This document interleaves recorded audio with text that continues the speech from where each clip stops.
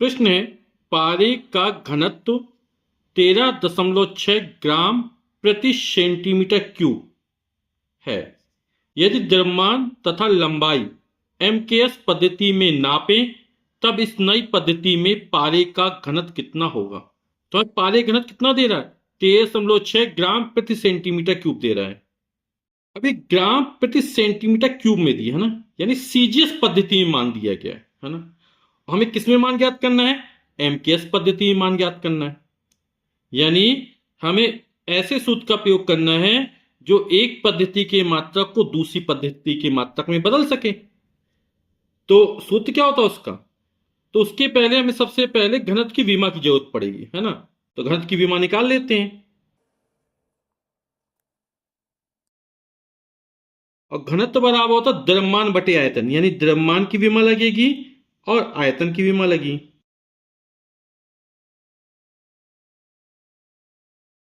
द्रव्यमान mass capital M से लिखा जाता है यहां पर, तो विमा कैपिटल एम हो जाएगी। आयतन बात तो लंबाई गुणे चौड़ाई गुणे ऊंचाई, तो लंबाई की विमा एल, चौड़ाई की विमा एल, ऊंचाई की विमा एल, तो एल गुणा 3 तो एल की घाते 3 हो जाएगा।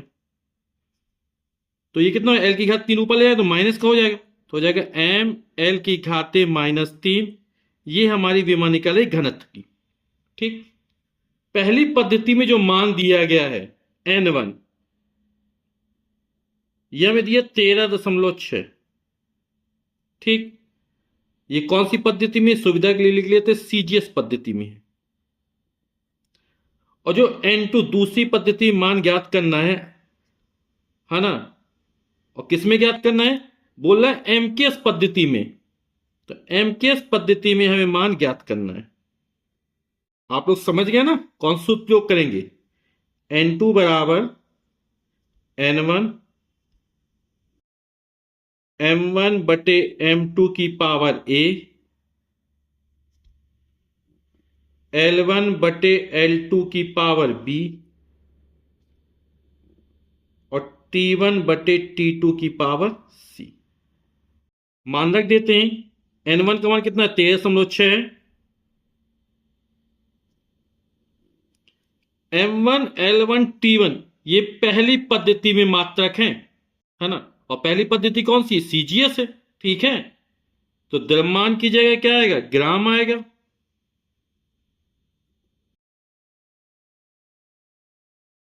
लंबाई की जगह सेंटीमीटर आएगा और समय की जगह सेकंड आएगा। जिसमें बदलना है वो कौन सी पद्धति है, एमकेएस पद्धति है, यानी कि मीटर किलोग्राम सेकंड। तो ग्राम, और जिसमें चेंज करो किलोग्राम में चाहिए, किग्रा आ जाएगा यहां पर, यहां पे आएगा मीटर और यहां पर आएगा सेकंड। चाहे सीजीएस हो चाहे एमकेएस हो, दोनों ही पद्धति में समय का मात्रक सेकंड है। अब घात चढ़ाते हैं।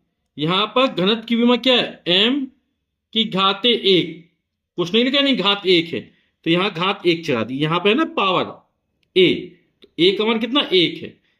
यहां पे एल का मान कितना -3 है, तो यहां पर लंबाई की जगह -3 आ गया, एम की जगह 1, एल की जगह -3। टी नहीं है, तो टी नहीं है तो इसकी पावर कितने 0 हो जाएगी। आप यहां पे इस पद को हटा भी सकते थे, है ना, क्योंकि किसी भी संख्या की घात 0 होती है उसका मान कितना होता है, 1 होता है। आपको समझाने के लिए मैं पूरा पूरा लिख दिया, है ना। ठीक है ना, तो जो पहले मान दिए गए हैं वो कौन सी पद्धति में है, जो हमें दिए गए हैं, है ना, सीजीएस पद्धति में। और जिसमें बदलना है वो नीचे लिखा जाता है। ठीक, अब इसको हल कर लेते हैं। तो 13.6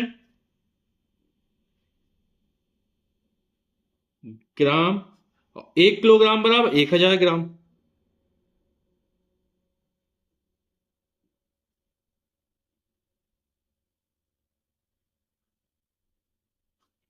एक मीटर बराबर 100 सेंटीमीटर। यहां पे घात 1 थी, यहां घात -3 थी, और किसी भी संख्या घात उसका मान कितना होता है, 1 होता है। ठीक, यहां पे सेकंड सेकंड कट जाए, एक बार जाएगा, 1 की घात 0 है नहीं 1।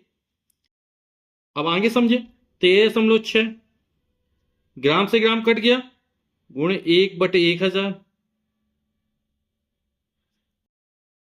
100 की घात -3 है ना, तो सेंटीमीटर सेंटीमीटर कट के 100 को पलट के ऊपर ले जाओ तो एक घात कैसे धनात्मक हो जाएगी, यानी 100 की घात 3 हो गया। ठीक, माइनस थी तो अब प्लस हो गई, क्योंकि बटे की संख्या कहां ले गए, हर की संख्या अंश में ले गए। तो 13.6 गुणे 1/1000 और 100 की घात 3, यानी 100 का 3 बार गुणा करेंगे कितना आ जाएगा, 2 जीरो, फिर 2 जीरो, फिर 2 जीरो आ जाएंगे ना, 6 बार आ जाएंगे। 100 गुणा 100 गुणा 100, 1 2 3 शून्य से ये 3 शून्य कट जाएंगे, कितना बचेगा, 1000 बचेगा। इसको लिखेंगे 13.6 गुणे 1000। 1000 है 10 गुणा 10 गुणा 10, 10 दाम 100, 100 दाम 1000, है ना। 1000 है नहीं, 10 का 3 बार गुणा, 10 गुणा 10 गुणा 10, तो ये 10 की घात 3 हो जाएगा, यानी 13.6 गुणे 10 की घात 3। तो हमारा N2 का मान निकल आया, और ये कौन सी पद्धति में है, एमकेएस पद्धति में है। ठीक है, तो लिख देते हैं पारे का घनत्व, एमकेएस पद्धति में कितना निकला, 13.6 गुणे 10 की घात 3 किलोग्राम प्रति मीटर क्यूब,